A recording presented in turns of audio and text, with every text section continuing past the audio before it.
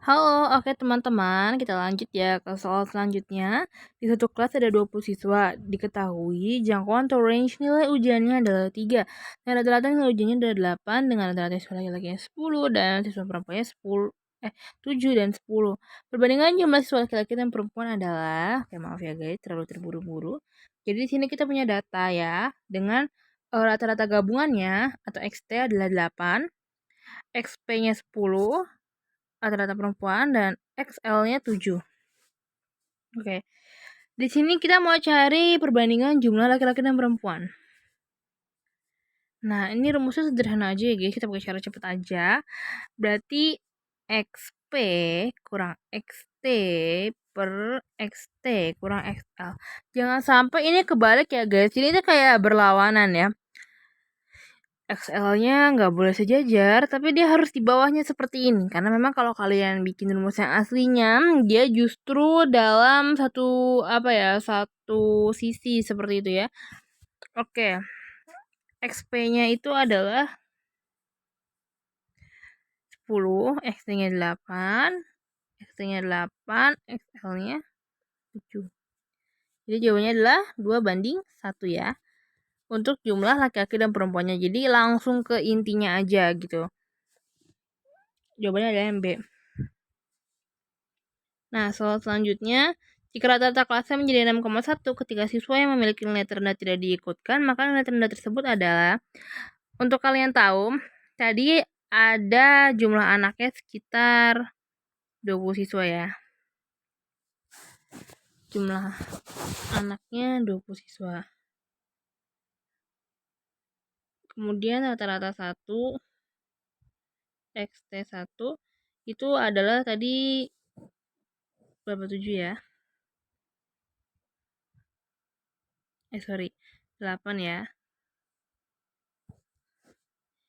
Dan kemudian rata-rata yang kedua menjadi 6,1 dengan nilai terendahnya tidak diikutkan. Berarti jumlah anaknya, jumlah anak 2, jumlah anak 1, 19 kan?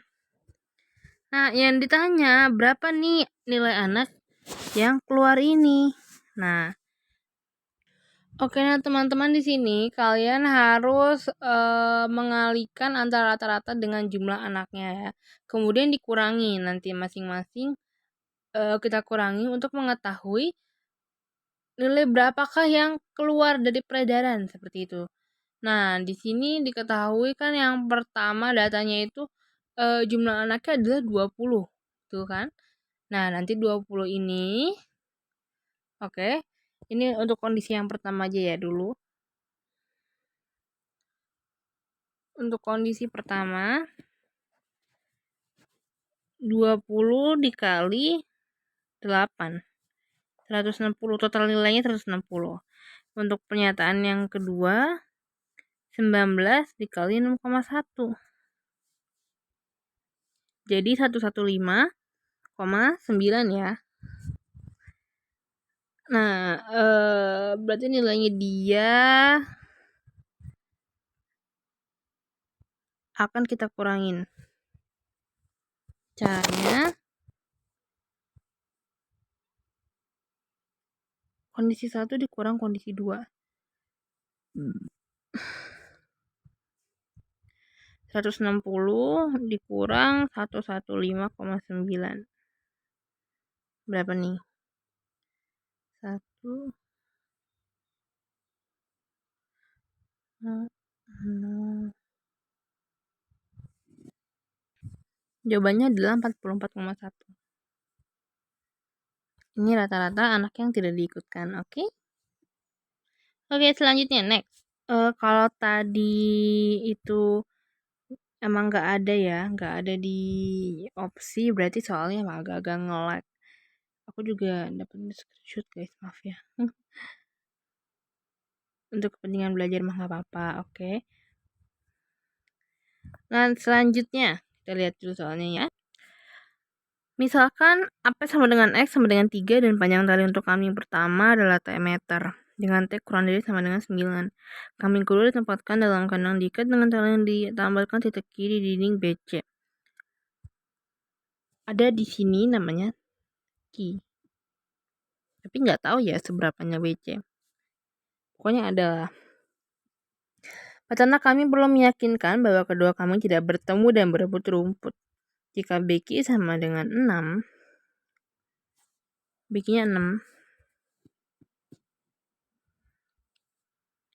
panjang tali untuk kami kedua tidak boleh lebih dari berapa meter. Nah, tadi kita udah dapat data ya, BQ-nya tuh 6. Sedangkan BC-nya itu 9 sama dengan AD kan. Maka kalau kita bikin ukuran tuh maka BQ-nya tuh ada di sini 6 3 ini Q. Jadi kayak 2:1 gitu ya. Sama si BC.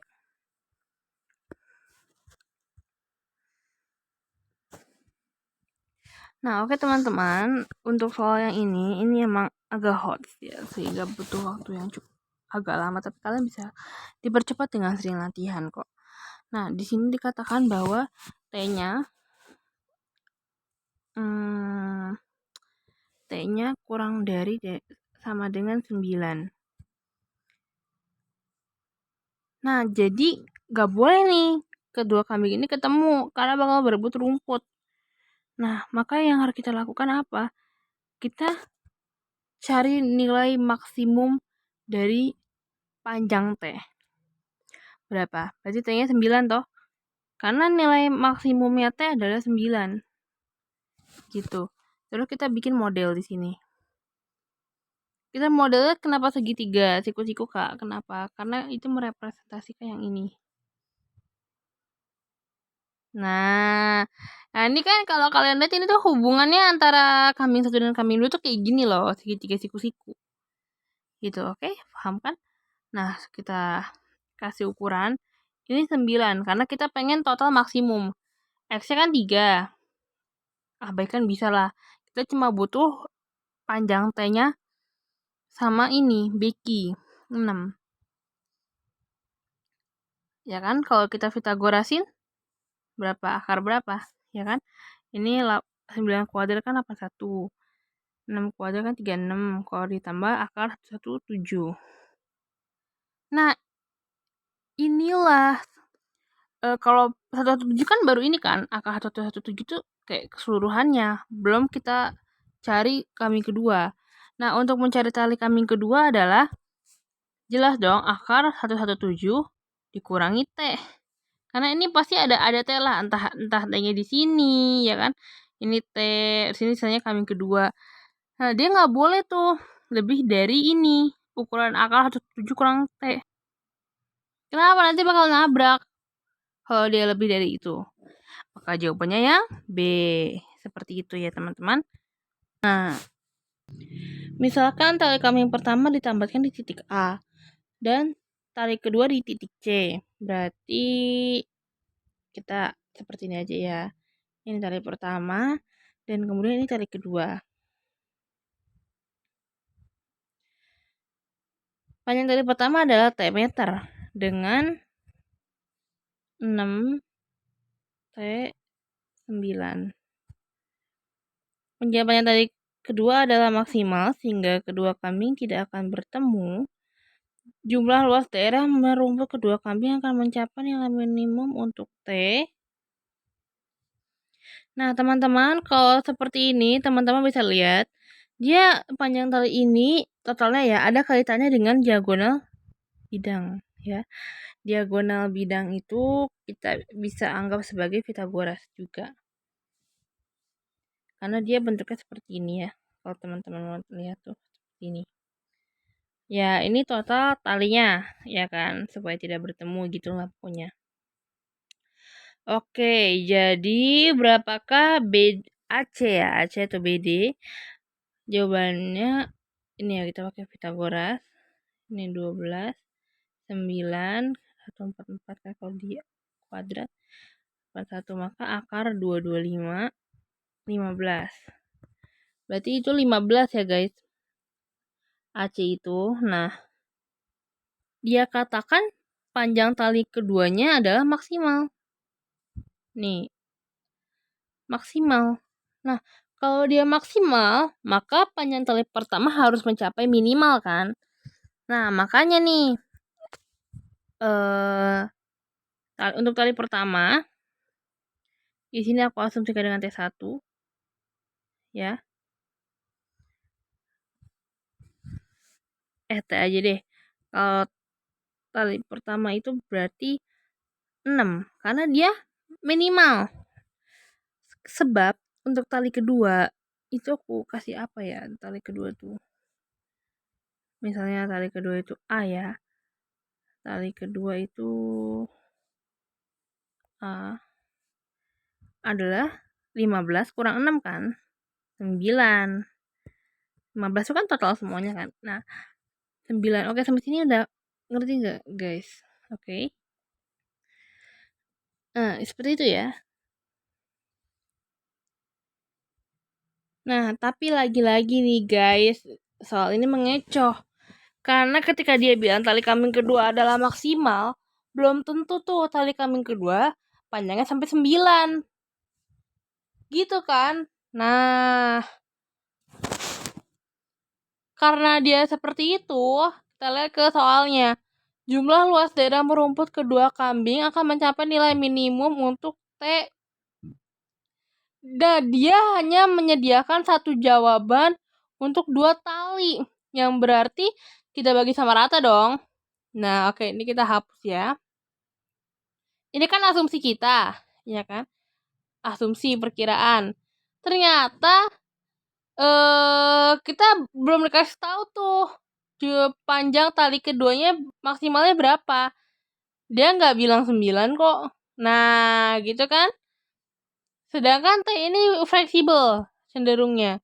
Berarti kita bisa tulis seperti ini. Untuk T, kita analogikan dengan 15 bagi 2. Ya, karena ada 2 tali tuh. 7,5.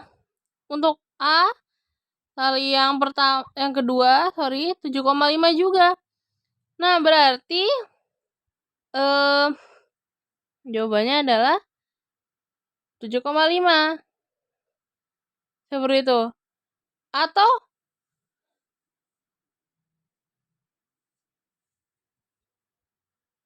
nah, tapi lagi-lagi guys, ini itu adalah maksimumnya ya. Karena kenapa? Karena nilai minimum dari T itu bukan 7,5, melainkan adalah 6. Ya, berarti jawabannya adalah 6. Seperti itu. Ya, mungkin ini agak belibet ya, guys. Antara 7,5 dan 6 ini agak belibet. Oke, teman-teman, soal selanjutnya. Jika X dan Y adalah bilangan bulat positif sehingga X lebih dari Y lebih dari 1 dan Z sama dengan X per Y, manakah tiga pernyataan berikut yang harus benar? Bilangan bulat positif, jadi 0 pecahan-pecahan ya. Dengan X lebih dari Y lebih dari 1. Kita asumsikan X-nya sama dengan 3, Y-nya sama dengan 2, 1. Ini asumsi. Lagian dia juga nggak ngasih tahu nilai X dan Y, dan dia tidak bertanya juga berapa nilai dari X dan Y-nya. Gitu. Jadi dia hanya menguji pernyataan ya. Oke, dengan Z X per Y. Z-nya adalah X per Y. Atau di sini 3/2 ya. 1,5. Oke, kita langsung ke uji pernyataan. Untuk pernyataan pertama,